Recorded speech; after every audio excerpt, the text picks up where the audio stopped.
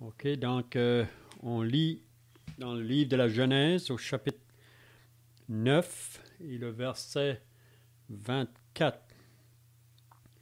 Genèse 9 et le verset 24. Lorsque Noé se réveilla de son vin, il apprit ce qui lui avait fait son fils cadet. Et il dit, maudit soit Canaan, qu'il soit l'esclave des esclaves de ses frères. Il dit encore, béni soit l'Éternel, Dieu de Sem, et que Canaan soit leur esclave. Que Dieu étende les possessions de Japheth, qu'il habite dans les tentes de Sem, et que Canaan soit leur esclave. Noé vécut après le déluge 350 ans. Tous les jours de Noé furent de 950 ans, puis il mourut. Chapitre 10. Voici la postérité des fils de Noé. Sem, Cham et Japheth. Il leur naquit des fils après le déluge. Donc c'est bien de souligner que les fils de Noé ont simplement eu des enfants après le déluge, après qu'ils sont sortis de l'arche. Verset 2, les fils de Japheth furent Gomer, Magog, Mataï, Japhan, Tubal, Méchec et Tiras. Les fils de Gomer, Ashkenaz, Riphat et Tokama. Les fils de Japhan, Elisha, Tarsis, Kidim et Dodanim. C'est par eux qu'ont été peuplées les îles des nations selon leur terre, selon la langue de chacun, selon leur famille, selon leur nation. Maintenant, il va parler des fils de Cham. Les fils de Cham furent Cush, Mitzrahim, Put et Canaan. Les fils de Cush, Zaba, Avila, Sabda, Réma et Sabteka. Les fils de Réma, Séba et Didan. Cush engendra aussi Nimrod. C'est lui qui commença à être puissant sur la terre. Il fut un vaillant chasseur devant l'Éternel. C'est pourquoi l'on dit, comme Nimrod, vaillant chasseur devant l'Éternel. Il régna d'abord sur Babel, Érec, Agad et Calné au pays de Shinéar. De ce pays-là sortit Azur. Il bâtit Ninive et Rehoboth et Kalash. Et récent, entre Ninive et Kalash, c'est la grande ville. Mitzrahim engendra les Lutim, les Anamim, les Lihabim, les Naphtuhim, les Parutsim, les Casluhim, d'où sont sortis les Philistins et les Caphtorim. Canaan engendra Sidon, son premier-né, et Hed, et les Jébusiens, les Amoriens, les Kirkasiens, les Éviens, les Arkiens, les Siniens, les Avadiens, les Tsémariens, les Hamathiens. Ensuite, les familles des Cananéens se dispersèrent. Les limites des Cananéens allèrent depuis Sidon du côté de Guérar jusqu'à Gaza et du côté de Sodome, de Gomorre, d'Adma et de Tzipoïn jusqu'à Lisha. Ce sont là les fils de Cham, selon leur famille, selon leur langue, selon leur pays, selon leur nation. Maintenant, on va lire à propos du troisième fils de Noé. Il naquit aussi des fils à Sem, père de tous les fils d'Héber, et frère de Japheth l'aîné. Les fils de Sem furent Élam, Assur, Abarjap, Lud et Aram. Les fils d'Aram, Utz, Ul, Kéder et Mash. Apachat engendra Shéla, et Shéla engendra Héber. Il naquit à Héber deux fils. Le nom de l'un était Péleg, parce que son temps fut partagé, et le nom de son frère était Jokdan. Jokdan engendra Almodad, Shélef, Asamavet, Shérach, Adoram, Uzal, Tigla, Obal, Abimaël, Séba, Ophir, Avila et Shobad. Tous ceux-là furent fils de Jokdan. Ils habitèrent depuis Mécha, du côté de Séphar, jusqu'à la montagne de l'Orient. Ce sont là les fils de Sem, selon leur famille, selon leur langue, selon leur pays, selon leur nation. Tels sont les familles des fils de Noé, selon leur génération, selon leur nation. Et c'est d'eux que sont sorties les nations qui se sont répandues sur la terre après le déluge. Donc, on comprend que jusqu'à nos jours, nous sommes des descendants de ces familles, ces fils de Noé. OK, donc, c'est un chapitre qui n'est pas facile à lire parce qu'il y a beaucoup de noms qui ne sont pas faciles. Mais on peut apprendre quand même des vérités ici dans le chapitre 10. Même aussi, il faudrait comprendre que le chapitre 11 vraiment devrait venir avant le chapitre 10. Parce que ce qu'on lit dans le chapitre 10, c'est vraiment des choses qui vont prendre place là après même la tour de Babel. Parce que si vous avez remarqué au verset 5, il parle à propos, c'est par eux qu'ont été peuplées les îles des nations selon leur terre, selon la langue de chacun. Parce qu'on sait qu'il y avait seulement une langue au début. C'est juste après Babel là, que les langues sont confondues puis qu'il va y avoir plusieurs langues. Donc, qu'est-ce qu'on avait vu la semaine passée? C'est concernant Noé. Après qu'il est sorti de l'arche, on avait vu que il savait planter une vigne. Ça ne nous dit pas vraiment combien de temps après, mais Noé a planté une vigne. Puis on ne sait pas comment ce qui s'est produit le vin, mais il s'est fait du vin. Puis on avait vu qu'il savait enivrer dans sa tente. Puis il savait découvert. Puis on avait vu que Cham, quand il a trouvé son fils, son père nu, plutôt de le cacher, ça nous dit qu'il a été rapporté ça de ses deux autres frères, puis peut-être qu'il a propagé ça aussi ailleurs après, mais on voit qu'à cause de sa manière d'agir, il y a eu une malédiction annoncée sur le dernier fils de Cham, là. Donc, on pourrait dire le petit-fils de Noé. Donc, c'est ça qu'on a vu au verset 25. Maudit soit Canaan. Donc, Canaan, c'est le petit-fils de Cham. Puis, on voit que cette malédiction-là va parcourir la terre jusqu'à nos jours. C'est ce qui va arriver dans cette lignée-là associée avec Canaan. Donc, on voit trois groupes ici qui représentent les peuples de la terre. Donc, il y a Sam. Sam, ça représente surtout, on pourrait dire, le peuple juif. On pourrait dire les Arabes, les Babyloniens. Ensuite, il y a Cham. Lui, c'est plutôt les pays de l'Éthiopie, les Égyptiens, les Cananéens. Puis Japhet, lui, c'est plutôt les Mètes et les Grecs, c'est plutôt le côté de l'Europe. Donc, ces trois fils de Noé, vraiment, deux autres, descendent tous ces peuples-là qui ont venu par la suite, là, ces nations-là, jusqu'à nos jours. Donc, on voit aussi que Noé, après le déluge, il a vécu 350 ans.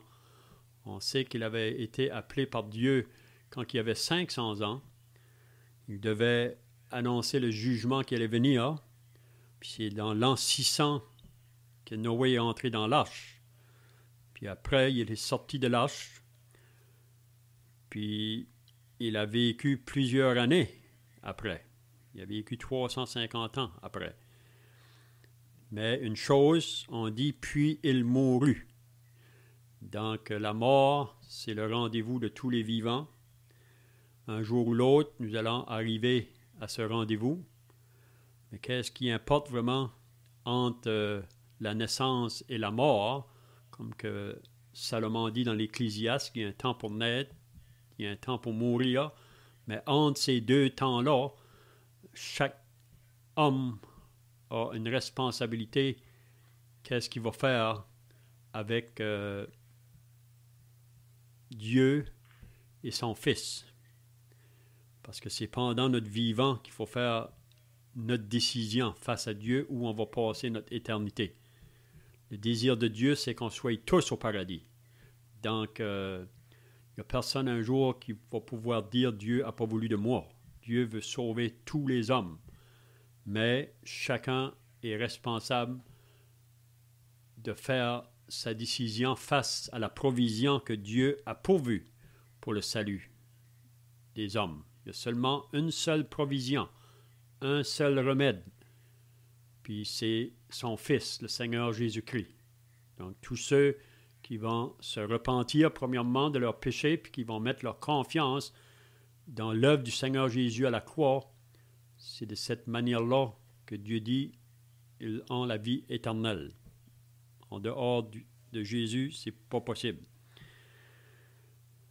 OK, donc le chapitre 10, donc, on a vu 3 groupes de personnes, si on peut dire, là, qui sortent des fils de Noé. Donc le premier groupe, ça parle des fils de Sam. Ça, on pourrait dire, ça va être les descendants, même Abraham ou les Juifs, le peuple que Dieu a choisi, ils sont descendants de Sam. Ensuite, les fils de Cham, ça, c'est vraiment ceux qui vont être les nations là, qui descendent de Cham. C'est lui qui a eu la malédiction là, sur son dernier fils, Canaan. Puis ces nations-là qui vont sortir de ce fils-là, là, c'est eux vraiment qui vont toujours être les ennemis du peuple de Dieu jusqu'à nos jours. Même si vous remarquez, le premier fils de Cham, il s'appelait Cush. C'est lui qui a enfanté Nimrod. On sait que la malédiction vient sur Canaan, le dernier fils, mais le premier fils, lui, il a engendré Nimrod. Puis on sait que Nimrod, ça signifie rebelle. Même ça nous dit qu'il commença à être puissant sur la terre. Il fut un vaillant chasseur devant l'Éternel. C'est pourquoi l'on dit, comme Nimrod, vaillant chasseur devant l'Éternel. Puis c'est lui vraiment qui va être à la tête pour construire là, probablement la tour de Babel. Donc Nimrod, c'est là que commence vraiment l'histoire de Babylone. Mais ça commence juste petit, mais ça va agrandir, puis ça va aller jusqu'à la fin. Donc Babylone, on pourrait dire, va débuter ici, puis il se termine dans le livre de l'Apocalypse. On lit dans le chapitre 17 et 18 de l'Apocalypse. Donc la Babylone, c'est le système qui va se lever contre Dieu. Donc on va voir ça là, à travers de ces personnes qui sortent de Shem. Donc, puis ensuite, on pourra voir ceux qui vont sortir de Sem. Il va mentionner aussi ces personnes. Donc, on pourra voir au travers de ça, ceux qui sortent de Sem, c'est plutôt ceux qui vont être associés là, avec le peuple de Dieu. Mais il y aura toujours une bataille. C'est un peu comme qu'on a dit au début, là, concernant Caïn et Abel. Donc, il y a la postérité de Caïn, puis il y a celle d'Abel. Donc, c'est deux lignées vraiment qui se confrontent tout le long jusqu'à nos jours. Donc, je ne dirai pas plus. Donc, les frères, s'ils ont des questions ou des commentaires à faire sur ce chapitre, ce n'est pas un chapitre facile, mais on peut apprendre quand même que tous les peuples de la terre sortent de ces 3 fils de Noé.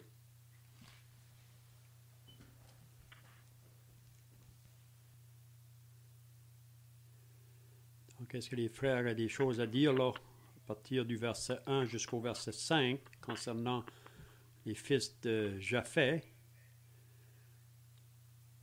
Donc, on peut voir, comme on a vu là, que Sem et Japheth, ils sont du côté de la bénédiction, si on peut dire. Mais Cham,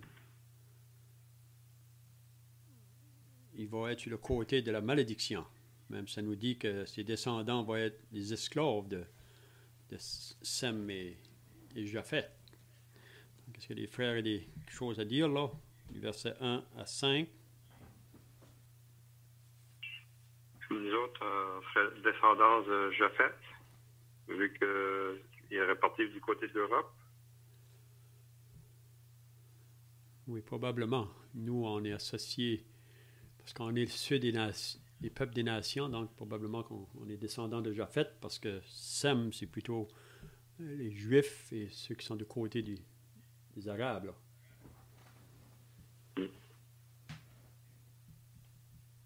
Le chapitre 38 d'Ézéchiel, là, c'est une prophétie aussi sur Gog et Magog. Et puis là, ça se dit que l'allusion aux puissances du nord de l'Europe, la Russie en tête. Ce chapitre doit être mis en parallèle aussi avec Zacharie 12 ainsi que Matthieu 24, ainsi de suite.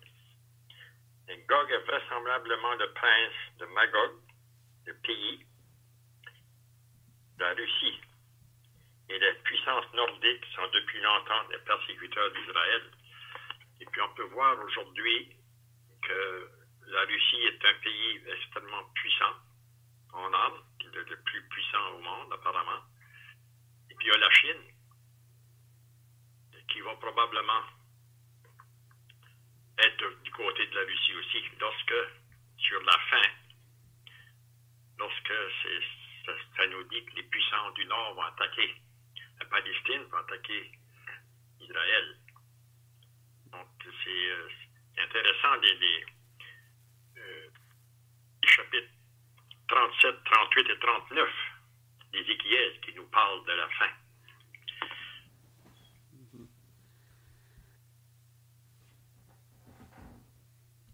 C'est intéressant de voir que ces gens-là ici sont nommés. On n'a pas toute la descendance de Noé, mais on peut dire les premières généalogies. Tu peux parler plus fort, Claude? Peux-tu parler plus fort? Oui, on a les premiers descendants de chaque fils de Noé, mais que ces noms-là sont mentionnés, puis comme notre frère vient de soulever, que plus tard dans la prophétie, ces noms-là sont ramenés, parce que c'est justement ces descendants-là vont devenir des peuples, puis éventuellement des puissances. Puis, à la fin des temps, ces puissances-là vont combattre Israël. Donc, on voit là même le début. On n'a pas beaucoup de détails, mais on a ces descendants-là qui vont peupler la terre, puis que justement qu'on peut retracer dans l'histoire. Si on irait voir les langues de ces pays-là, on peut voir qu'eux-mêmes, il y a possiblement des lieux, que le nom de ces lieux-là sont dérivés de ces noms-là ici, dans la Bible. Donc, ici, ça nous donne la base du peuplement de la terre, pour voir vraiment que l'origine des peuples.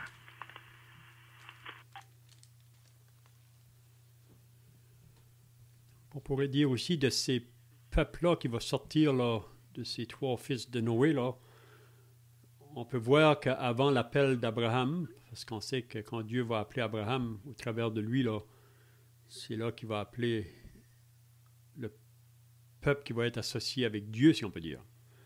Mais on peut voir jusqu'à Abraham, peut-être, c'est pas mentionné directement, mais probablement qu'il y avait des individus qui s'est tourné vers Dieu, qui étaient associés vraiment avec les descendants de Sem et de Japheth.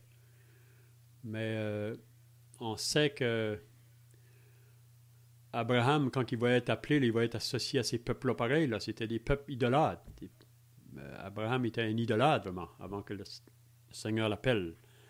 Mais on sait que tous ceux qui vont se tourner vers Dieu, c'est vraiment par un acte de foi.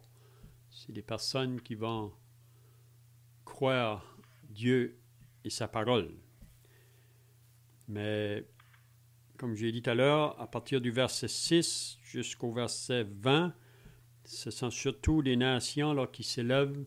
Puis même, on peut voir que ce que Noé a maudit, là, on pourrait voir en avant, là, c'était vraiment une prophétie, vraiment, qui était déjà, que Dieu connaissait déjà d'avance, avant que toute chose a commencé.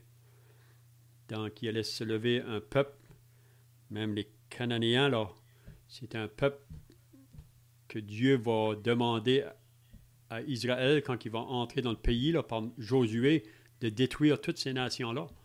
Parce que c'était un peuple vraiment corrompu dans le péché. C'est pas que Dieu n'a pas été patient envers eux autres, il a été 400 ans patient envers eux autres. Mais on voit qu'ils n'ont pas aucune repentance, ils veulent juste travailler contre les choses de Dieu.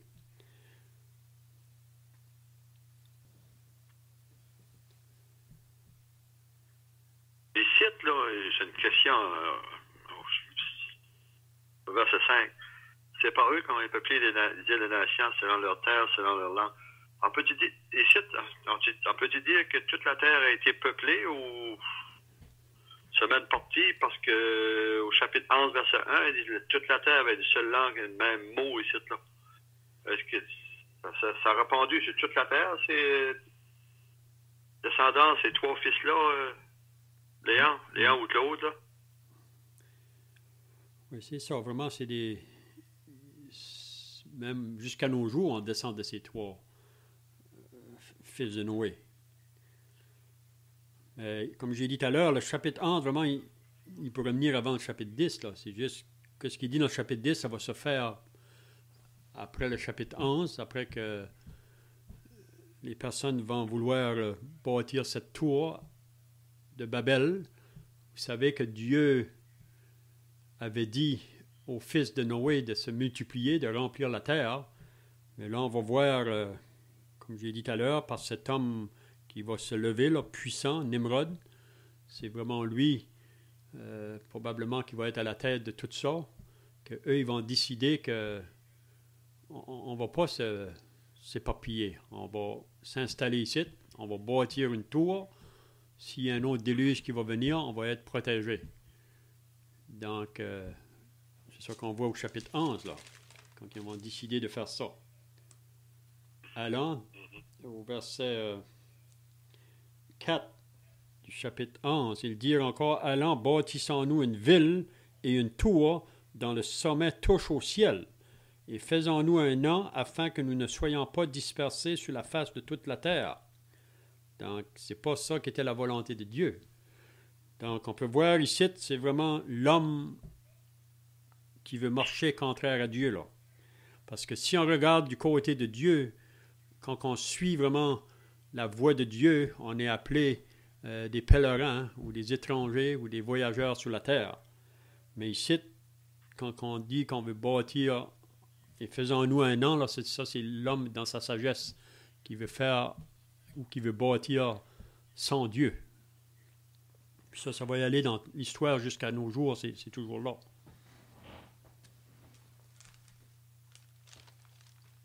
Ici, on peut aussi voir comme le chapitre 10, c'est un peu comme une introduction. Là, on vient d'entrer dans une nouvelle dispensation. Puis la façon que c'est écrit, justement, si on ne sait pas pour voir le reste de l'histoire, au moins, avec le chapitre 10, on sait que les fils de Noé, leurs descendants, c'est eux qui ont peuplé toute la terre, selon leur langue. Puis, ça nous dit un peu où ils se sont dirigés. Là, lorsqu'on arrive dans le chapitre 11, là, c'est comme si, justement, qu'il va reculer. C'est un peu comme si on lit une histoire. Parfois, il va y avoir une introduction. Puis, dans l'introduction, c'est pas tout le temps comme ça, mais des fois, tu vas avoir un peu le début. Puis, savoir un petit peu de la fin, que si tu as juste cette partie-là, tu peux comprendre un peu ce qui s'est passé. Et là, au chapitre 11, là, on va avoir plus de détails pour nous dire comment est-ce que ça a fait pour aller peupler toute la terre. Parce que comme notre frère Léon vient de le dire, même si Dieu l'avait demandé, c'est pas ça qu'au début qu'il voulait faire. Il y avait une opposition, ils voulaient rester ensemble. Et là, Dieu va les confondre, puis ils n'auront pas le choix, parce qu'ils vont plus se comprendre. Et il y a certains groupes qui vont se comprendre, puis eux vont aller dans une région de la terre pour, en fait, ce qui est marqué au chapitre 10.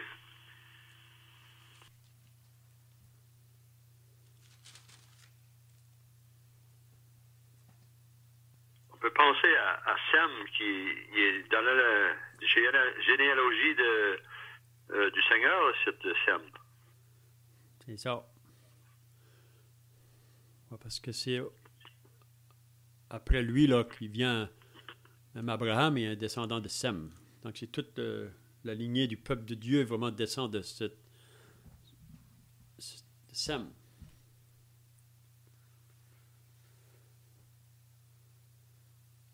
Ben, Sem, Léon, c'est-il plus jeune, ça, oui?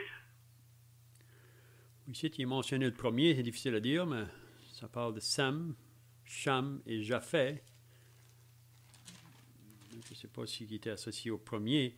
Si on lit au verset 10 du chapitre 11, c'est lui que ça parle de nouveau, là, la postérité de Sam. Il va dire, voici la postérité de Sam. Sam, âgé de 100 ans, engendra Apachad 2 ans après le déluge. Donc, le premier fils qu'il a engendré, c'est 2 ans après le déluge. Donc, il avait 100 ans. Après, ça dit, Sam vécut après la naissance d'Apachad 500 ans. Il engendra des fils et des filles. Donc, ils ont eu beaucoup d'enfants. Mais c'est juste après qu'ils sont sortis de l'arche que les fils de Noé ont engendré des enfants.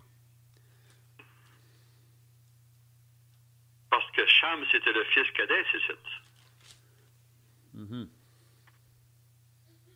Ce qui dit dans chapitre 9, verset 24, là, il apprit ce que lui avait fait son fils cadet. Mm-hmm.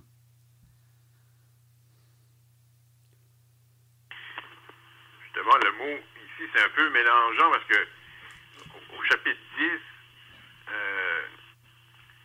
le verset 21, ça mentionne que Japheth, ça dit les fils de, ouais, les frères de Japheth, l'aîné. Donc Japheth était le plus vieux. Ça donne l'idée que Sem pourrait être le plus jeune.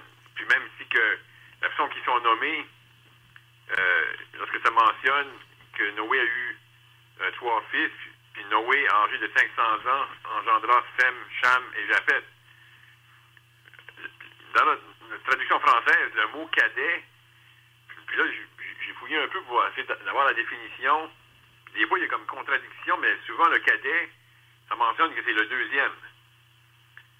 Ça peut être le plus jeune, dépendant comment il y a d'enfants, mais c'est souvent, c'est le deuxième fils qui est nommé le cadet. Mais ici, le mot cadet, si on lirait dans la version Darby, ça mentionne le plus jeune. Mm-hmm. Mais le mot en hébreu peut vouloir dire le plus jeune. C'est vraiment une expression qui veut dire le moindre en âge ou le moindre en importance. Là, on ne sait pas qu'est-ce que... parce que là, on sait que Cham a eu une malédiction sur lui, un jugement. Puis c'est à cause de ça que ça mentionne qu'il serait comme le moindre en importance. Pour sûr, le plus vieux, c'est Japheth. Donc, Noé avait 500 ans lorsqu'il l'a engendré. Mais c'est comme s'il avait engendré Sem à 502 ans. Parce que comme Léon vient de le dire, il avait 98 ans à la sortie de l'arche. Donc, est-ce qu'il y aurait eu Cham entre les deux, donc à 501 ans, ou qu'il a eu après? C'est dur à dire d'après le mot. Parce que le mot n'est pas... comme dans la traduction, ça dit le cadet, mais Darby dit le plus jeune, mais ça pourrait vouloir dire aussi le moindre en importance. Mais on est sûr d'une chose, c'est que Japheth était le plus âgé. Il y a le Benjamin, pareil, des fois qui est mentionné, Claude.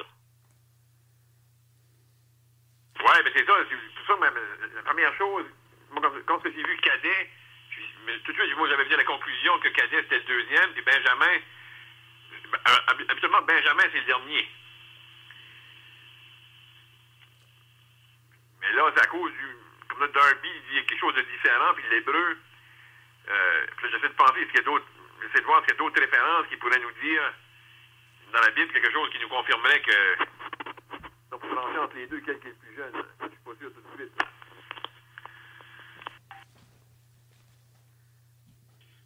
Qu'est-ce qu'on peut apprendre de Nimrod ici, si c'est lui qui commençait à être puissant sur la terre? C'était-il un roi ou juste un guerrier ou quelque chose de même? Oui, il est devenu roi, puis ça dit au verset 10, il régna. Il régna d'abord sur Babel, Érec, Agad et Calné au pays de Shinéar. Donc c'est un homme. Le mot Nimrod veut dire, sa signification, ça veut dire rebelle. Son nom veut dire rebelle. Donc c'est l'homme, comme j'ai dit tout à l'heure, là, qui va s'élever vraiment contre la volonté de Dieu, si on peut dire.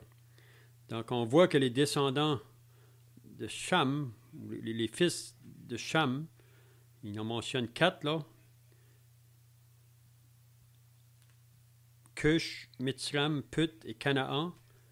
Mais on peut voir que de cette descendance-là, là, c'est vraiment les peuples qui vont se lever contre la voix de Dieu, si on peut dire. Qui vont toujours être en guerre contre même avec Israël. On va voir ça plus tard, là.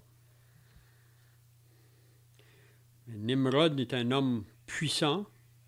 C'est un chasseur. Donc on dit qu'il y a une différence entre un berger et un chasseur.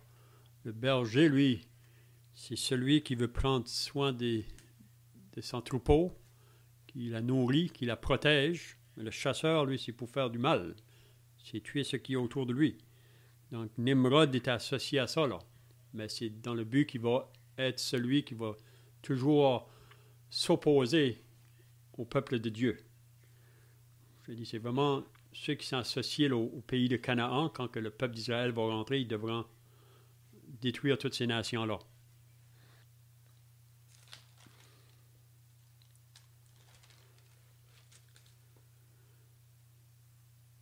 Donc, je ne pense pas qu'il y ait d'autres choses à dire, peut-être du chapitre 10, là, à moins que les frères ont d'autres choses, mais on peut peut-être aller juste à la fin, là, quand il dit ce sont là les fils de Sam, selon leur famille, selon leur langue, selon leur pays, selon leur nation. Telles sont les familles des fils de Noé, selon leur génération, selon leur nation. Et c'est d'eux que sont sorties les nations qui se sont répandues sur la terre après le déluge. Donc, c'est de là que toute nation est venue. Puis, comme on a dit, dans toute l'histoire jusqu'à nos jours, c'est les personnes qui vont sortir de ces peuples-là. Mais Dieu va choisir un peuple au travers de ça. Dans l'Ancien Testament, c'est Israël. On sait qu'Israël va s'éloigner, mais toutes les promesses que Dieu a faites à Israël, il va les accomplir. Présentement, Israël est mis de côté. On est dans le temps de l'Église, présentement, la dispensation de l'Église. Mais après que l'Église est enlevée, Dieu recommence avec Israël. Il va recommencer avec eux autres, travailler avec eux autres. Donc, Israël est toujours le peuple choisi de Dieu. Puis, il faut faire attention à la manière qu'on va parler d'Israël, parce qu'on sait aujourd'hui dans le monde que beaucoup de nations parlent contre Israël, même parmi ceux qui se disent évangéliques aujourd'hui. Ils vont dire que Dieu a rejeté Israël. C'est pas vrai. Dieu va reprendre de nouveau ce peuple-là à la fin.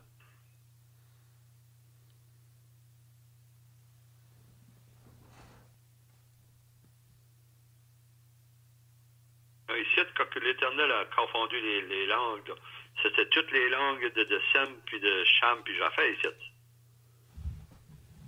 Mais au début, il y avait juste une langue. Il y avait juste une langue. Mais parce que, on pourrait dire, par Nimrod, probablement, ils ont voulu faire cette tour-là. C'est pour ça que Dieu a confondu les langues. Donc, c'est après vraiment qu'ils ont voulu construire cette tour que Dieu va confondre les langues. Puis c'est là qu'ils vont se disperser, là. Donc, les langues qu'il y a sur la Terre présentement, c'est de là que ça a commencé, si on peut le dire. Même j'ai entendu quelqu'un dire qu'il y a présentement peut-être passé 6000 langues sur la Terre. Presque 5000.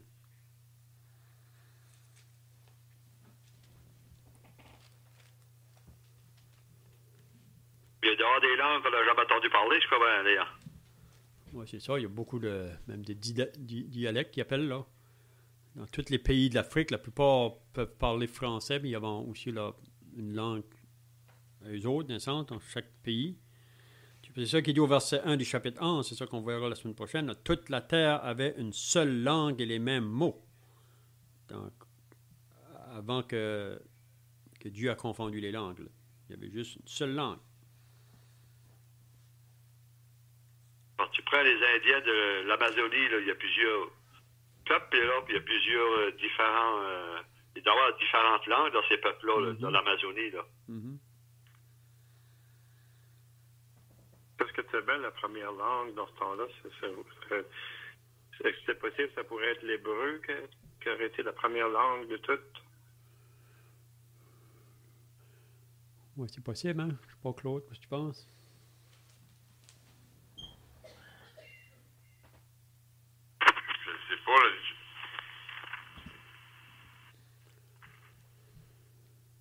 On n'a pas vraiment quelque chose. En tout cas, juste de même, il n'y a pas de verset qui me vient en tête qui nous dirait.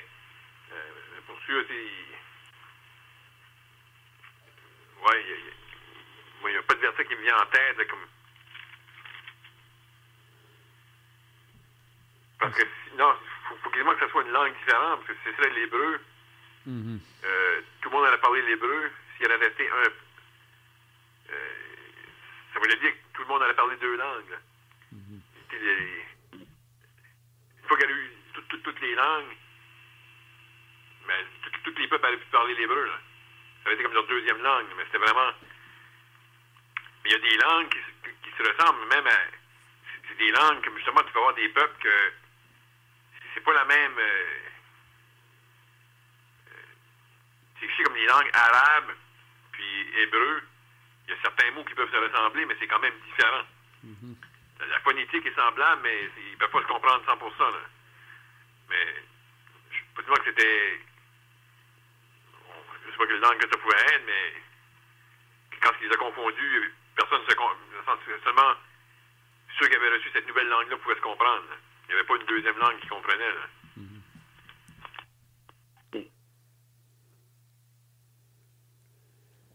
Merci bien. Je vois que le temps est passé, donc si un frère ou rien d'autre, un frère peut terminer par la prière. Céleste, au nom du Seigneur Jésus-Christ, nous voulons, en terminant, te remercier encore pour le temps précieux que nous avons eu au milieu de la semaine pour te prier et ouvrir ta sainte parole.